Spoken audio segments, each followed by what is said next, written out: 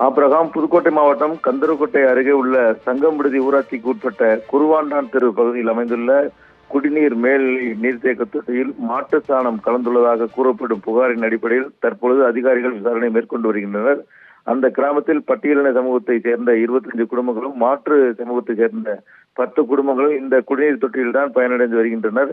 இந்த நிலையில் இன்று காலை தண்ணீர் வந்தபோது அழுக்காக வந்ததாகவும் அதனால் தொட்டியை அந்த பகுதி மக்கள் ஏறி பார்த்தபோது அதில் மாட்டு சாணம் இருப்பது கண்டுபிடிக்கப்பட்ட நிலையில் அதாவது அதிகாரிகளுக்கு தகவல் கொடுத்ததன் அடிப்படையில் தற்போது கந்தரக்கோட்டை வட்டாட்சியர் அந்த பகுதியில் வந்து சோதனை நடத்தியிருக்கிறார். தற்போது அந்த முதற்கட்டமாக குடிநீரை சோதனைக்கு அனுப்பியுள்ளார். மேலும் அந்த பகுதியில் மக்களுக்கு அதாவது டேங்கர் லாரி மூலம் தண்ணீர் கொடுப்பதற்கும் ஏற்பாடு செய்திருக்கிறார்.